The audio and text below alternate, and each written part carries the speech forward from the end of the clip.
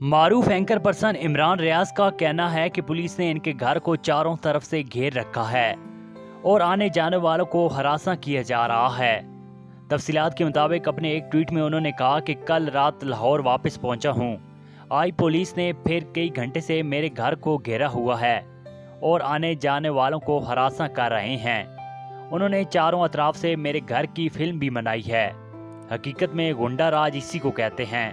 انہوں نے خدشہ ظاہر کیا کہ ان پر ناجائز اسلحے کا کیس بنایا جا سکتا ہے۔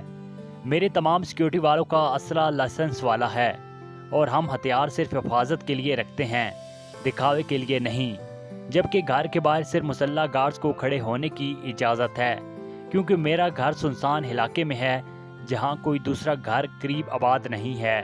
میں یہ صرف اس لیے بتا رہا ہوں کہ انہوں نے اب اس مدے پر کام کرنا شروع کر دیا ہے، مگر انشاءاللہ یہاں بھی منہ کی کھائیں گے۔ عمران ریاض نے سوال اٹھاتے ہوئے کہا کہ میرے گھر کے اطراف میں لگائی گئی پولیس کا تعلق مختلف پولیس اسٹیشن سے ہے۔